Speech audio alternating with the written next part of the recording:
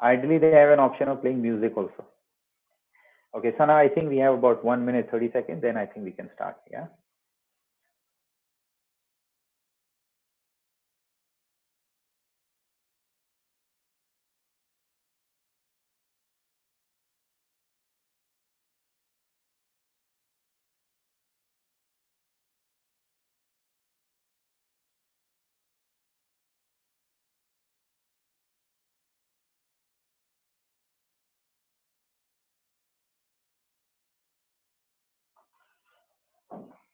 Sana, I feel that, in the meanwhile, when people are coming, I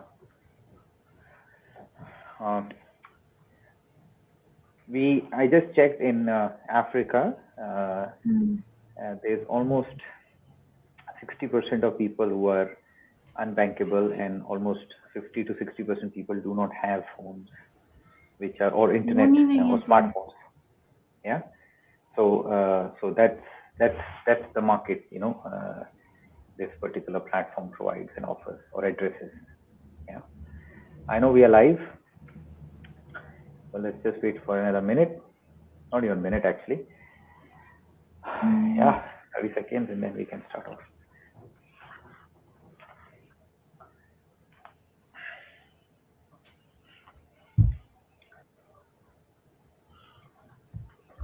Okay. Yeah, sounds good. Let's roll. Hello and welcome everybody to our LinkedIn live session on offline KYC. I hope everybody's doing well in these very unpredictable times. I hope everybody's safe and healthy. I'm Sana from Bluebricks. I have over 15 years of experience and I'm a Prince 2 project manager. I have over 15 years experience in managing projects, and now I'm looking at partnerships and key accounts with Bluebricks.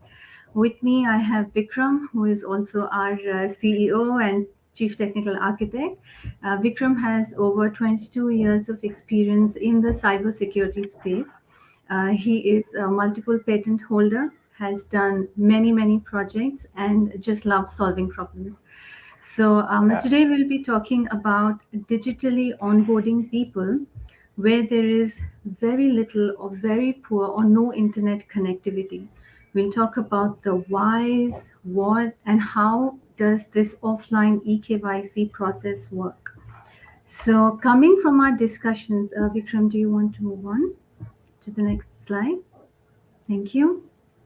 So, coming from our many discussions with our clients, partners, and friends in the industry, we've come to realize that digital onboarding for urban customers has more or less reached a certain process which is digitized and streamlined, and the next generation customer onboarding is going to focus on the unbanked people, is the people who are living in rural areas, in the province, in the regional areas where internet connectivity is very poor, and at the same time volumes are large. So and these people are moving on to digital processes. So let's take our first case and example, which is, let's say there's a tier 2 bank in India that needs to hand out microloans to people in the rural, villages. Now, because of the lack of good networks, any form of digital onboarding so far has been impossible. So, somebody has to physically be there, somebody like an agent who has to go through the entire process in a very paper driven and manual, in a very paper driven and manual way. So, that inherently brings the risk of human error. It brings in the problems of not being able to handle large volumes in a time efficient way, and the problems of duplication and just human error, fake accounts. Yeah. So And I think the last point is bit also important, that because there's a gap in the time, so people are able to create, or hackers are able to create a fraudulent or a mule account, and that only gets figured out, over, let's say, week or 2 weeks or 3 weeks. But by that time, the money is already out, right? Yes. the fraud has already happened. Yeah, Yeah. so there's a lot of time and energy that is spent in this, in this kind of process. So now, let's take the next case here that we have is, so every government body, every country has initiatives where they give out subsidies or Yeah. extend help to the people who are in remote areas. Now the problem is, how do you identify these users? Again, somebody has to be there manually doing the ID checks. There's huge volume typically in these instances, and that would mean people waiting in long queues. And again, managing that process manually, entering, collecting their IDs, doing a face to ID match. And a lot of times what people do is they use a different ID, and Yeah. so that's just takes really long. It's a very slow and a very paper driven and a very, very hard process. Yes. And again, there's no internet, so essence is over there, Yes, right? of course, there's Yeah. no that is the basic premise. So it really poses a big challenge to manage the entire thing, just to manage the operation. Let's take another Yeah. example of opening new accounts. So banks, microloan lender, microloan providers, your insurance companies, all of them, when they have to onboard these new people onto their systems, there is a certain compliance that needs to be met, which is much, much harder when it is done offline. So, Yeah. face to ID match, which is very human dependent in this case. Manual entries cannot track duplicate entries. So, sometimes what happens is that a person will take one SIM card and one ID. Said he'll take SIM card one and Aadhaar and his Aadhaar card and open one account. Now the same person will bring in another phone number, another SIM card, and show his driving license and open another card. And by the time all of these entries are taken down, gone to the system, manually entered by somebody, and even then these two accounts belonging to the same person are not associated. There is nothing to link them because he's just provided different IDs. Yeah. The entire process is really slow and challenging. Correct. So And how do you track another, these duplicates yes, that are, yeah, yes, correct. how Yeah. do you track? Another challenge is that I think all of these BFSIs, your loan providers, insurance companies, banks, what's happening is that you're deploying double the resources. So there is one process that is working for your digital onboarding for the urban clientele, right, which is more or less streamlined. It has a certain way that, steps, compliance, everything is sorted out. And then Yeah. to do the same thing, you're basically achieving the same end result, but you have to deploy a completely different process, with many agents in between who'd be going to these remote areas, doing everything Yeah. with papers and pens, and it's really challenging, especially in COVID times. You really want least possible human contact, so it just takes much Okay. longer. Yeah.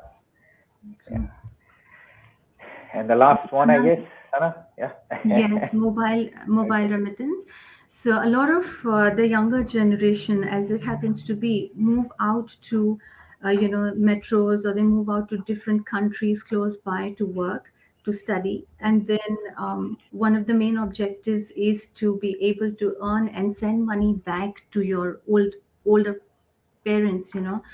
So this clientele is old, is much senior in age, and it is really hard for them to work so hard. It's not right to make them work so hard to receive the money that the children are sending them.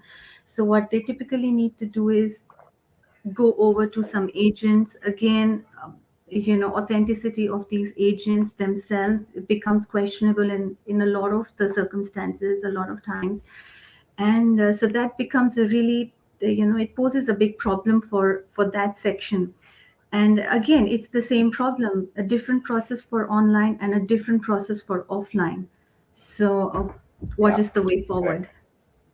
Correct. Correct. No, I think just to add to what Sana is saying, that I think the question is that how do you take digital transformation ahead And then from there, you basically cannot say that, okay, I'll have, different ways and different processes, for urban as well as for, or online and offline. That's what we call it. People who are able to go online and people who are not able to go online. And I think that's the battle. And that's what we have worked for last almost about 6 months, to solve that problem. We ourselves have solved the problem of urban or online, for a while.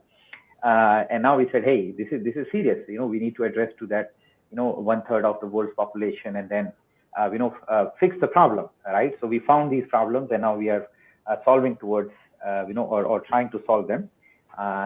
I think Sana, let me take over on the technical part. So I think Sonic Offline, Sonic, obviously, I think we all know Sonic. It's hyper fast, super fast, and it's offline. So that means there is no server, which is needed to actually do the job. So right now, most of the things happen, like I have an API, I call the API, it will do face to ID, it will do OCR, it will do everything. But then can I, change it? Can I do it mobile first way of handling things? So Sonic Offline KYC is essentially I would say a SDK that goes and sits on the mobile app. So if you're making insurance app, fintech app, banking app, telco app, CRM app, whatever, it's a mobile first way of thinking and doing things, is where we are brought in all the AI and machine learning, which we had earlier in the server side, onto the mobile, where you don't need to depend on the server or internet, but as per the Sonic word, it delivers you high speed, high value, or high velocity kind of proposition. So few things that it offers, because once I show you the demo, you'll see how it works.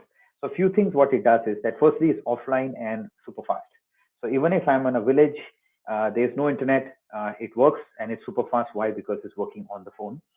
And one of the most basic requirement of KYC, across the globe is face to ID match. That means the person who's real, who's being taken into the video or the selfie mode, is the one who's actually producing the same document, as their passport or their driving license or any national ID that they have from Singapore, Hong Kong, Malaysia, Cambodia, India, all these other places, Australia. So wherever, whatever ID you're using, you should be able to detect that, and then you should be able to do that. The next one, which I think Sana mentioned very well, was the finding the person using face. That is this the person who's actually trying to create multiple accounts or a single account. So we have come up with a very interesting way of solving that problem, where once the system gets synced in, you get all the faces onto the agent's app, and you can just say search the face, and using that AI component, we are able to find out whether this person is already registered, or already has an account with the system. So that is one of the, I would say, very fast ways of doing it. So it addresses to the remittance part, it addresses to the deduplicate of accounts part, it also addresses to the account duplication, or sorry, customer due diligence part. We didn't stop over there. Spoofing is one of the key things which most of the hackers are trying to use to bypass any kind of digital KYC. And I think something similar can also happen if you're doing online or offline, whichever way. So what does it mean? It means that the person should be active and alive. That means look left, look right, blink, show hand, things like that. But more importantly, they cannot show a photo on the phone or a video on the phone and show it onto the screen or the mobile app and then try to trick the system. So it's basically called anti-spoofing. So PAD attack, presentation attack or detection. So we have a module which is running on the phone that actually helps you to do the prevention or spoofing, detection. Again, whether the device is jailbroken or not. So if it's a hacker, or somebody bad who's trying to download the app, use it, you're saying, okay, let's, find out if the same phone is getting used for onboarding multiple users. That means there is some anomaly. If the phone is broken, that means there is some, rogue applications which are there. So even your agent who has the app, they have installed something which is malicious. Our system is able to detect if it's jailbroken or a rooted or some malicious, apps are there. Consent note. I'll show you in the demo also. This is a beautiful concept where you can ask the user to write on a piece of paper, or or like a number or date of birth or today's date or their full name or their address, something like that, which is unique and it cannot be replayed. So again, it is getting done offline where the system does that. I'll show you in the demo again. ID, OCR, extraction of face, finding which document they're using, doing the OCR of that, or MRZ extraction of that and taking it ahead. Again, we didn't stop over there. A few clients said that, hey, I want to know the gender, I want to know the age, I want to geofence, the system. Again, everything which I'm showing you is done offline. That means it runs on the phone and it works or gives you the ability to use these features into your system.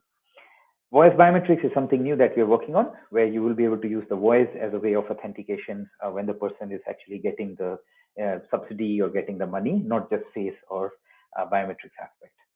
So let's jump into two demos. So typically there are two types of ID documents. I'll quickly go ahead from here. So over here, what you see is that it's a totally offline app. It's running on the phone, so it's a demo app that showcases you how it works. Here's a user, our colleague Hiran, who is doing the EKYC using her passport. So right now she's going through the process of anti-spoofing detection, liveliness detection, geofencing, device profiling, phone is broken or not. All those kind of checks are happening in the background, and she's going through this phase of identifying herself. So all those things are happening in the background. Again, offline on the phone. Now she's taking ahead and she's showing her ID. So as you could see, it's a continuous video. There is no disconnect over here. It's a continuous video that is actually doing, so there are not many clicks that you have to do. Now she's doing a consent note where she's written her name, date of birth, whatever you want. Now she's doing a signature. Now after this, what has happened is that you get to all the data that you're seeing over here is pulled out, and it is shown over here as a Json data. So what does Json data? I think most of the technical people understand is the data that you can process. So over here, you could see that the document was identified as a passport. Confidence level was 96. MRZ was extracted on the phone, quickly matched, found out all the details, and then also did a face to ID match with 96, almost 96%, that the person, real person, and the photo in the ID have matched. And then down below, you see the consent note, which she has written, again done offline. Then the signature, which she has done offline. And then also all the details of the device, and from the location to velocity, all those things, or jailbroken, rooted, using VPN, things like that or not, are also being showcased over here. So this was the one which was with MRZ, and good myself just made a video because we have few audiences which are from India for this particular demo. So over here, I have done exactly the same thing sorry, I'm trying to figure out which eye to close. But going ahead, I have gone through the same process. I have used my ID, which is my driving license, sorry, my PAN card from India. And then I am jumping into the my EKYC. So you would see that my EKYC is a bit different over here, other than what Hiran did. So I'm writing it down on a piece of paper and then showing it over here. So this adds the dynamism or the anti-spoofing at a user level. And then I'm going and signing it. Now, again, the same thing happens. So you see that all the data that is being captured by for me. Then after that, you see that the ID that was used, again, you can see it's PAN from India. User is not selecting. So that's something which is done by the system. So it's intelligent enough to identify which document you're using. Then again, the same process of doing the OCR consent note, getting all the ID of the the documents and the device details, and taken ahead. So what you see over here is that the complete system is practically running offline. It's extremely fast. Now the next thing which we get, obviously solving the problem, is that we need to look at a whole system which is able to handle online, offline, and so you have your urban users, you have your rural users, all of them coming together as one. So typically, what would we be doing now is that online way would be that you are capturing the face details, ID, all these kind of things. You'll be pushing it to your your own server. So let's say example of mobile banking would be that you push it on a mobile banking system or insurance system or a loan system, and then from there you'll be calling a third-party cloud or third-party on-prem or your own engine that is actually doing the KYC, and you'll be doing all these different types of checks over there, from face to ID, faces, real document is tampered, things like that. and taking it ahead. So this is what is happening today, right? So it does not solve the problem of offline.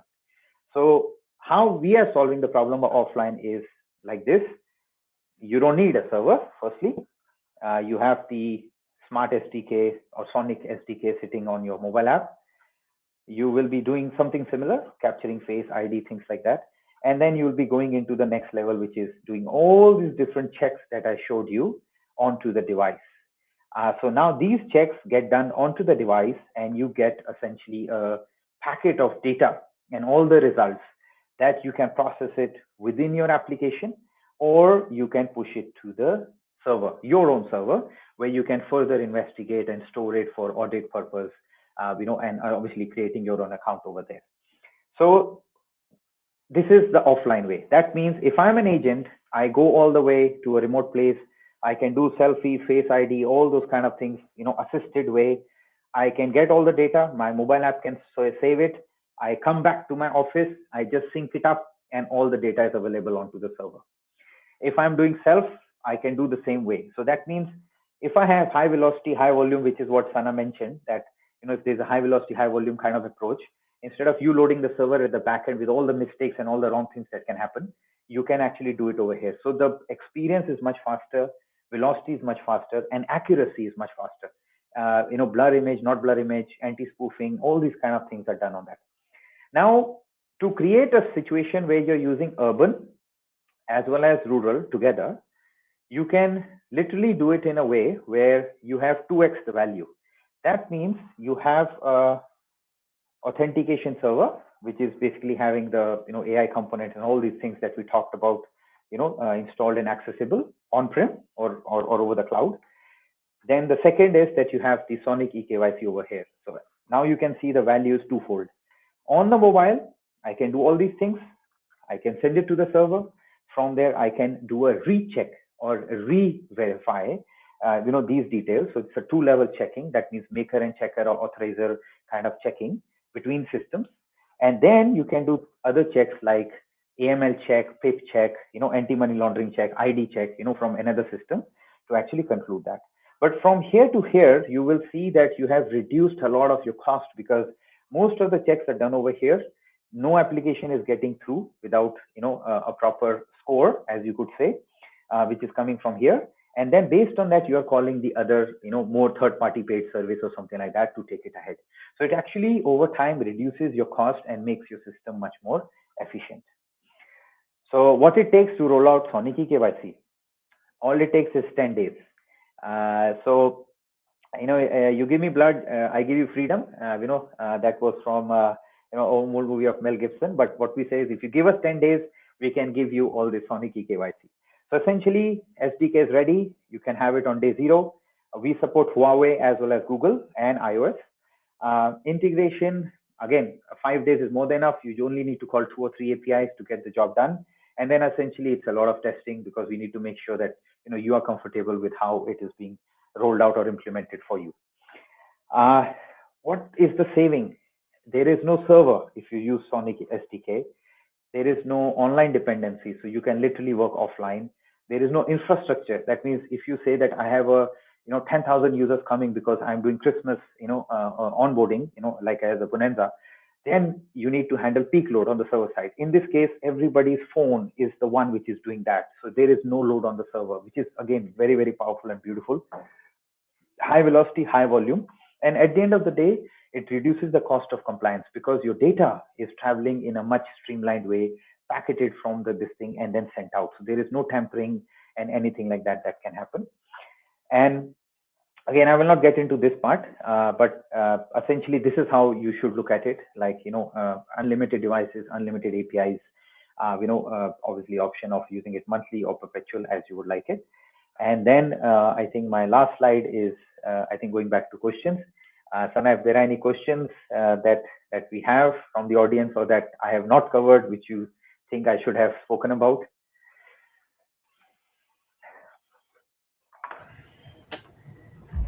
Thank you so much, Vikram. That was very insightful and very interesting. I hope our audience has found it interesting as well. So I have a question here, and they're asking what kind of hardware requirements, you know, what is the hardware that it takes to get something like this going? Oh, okay. See, it's pure software. So the Sonic Offline SDK actually does not need any hardware because it runs on the phone. So let's say if your iPhone, my iPhone, Motorola, whichever I'm using, so the solution runs on the phone. So there's no need for hardware. Only if we go for the option where we are doing online and offline coming together. Typically, for a bank, a tier two bank, they would possibly have a 64 GB server. It's Dockerized, so that means it's very lightweight and can run as a virtual instances, and they can do the job. So for a production deployment, typically a 64 GB server or an instance would be good enough for us to deploy the system that can do all the things that I have shown.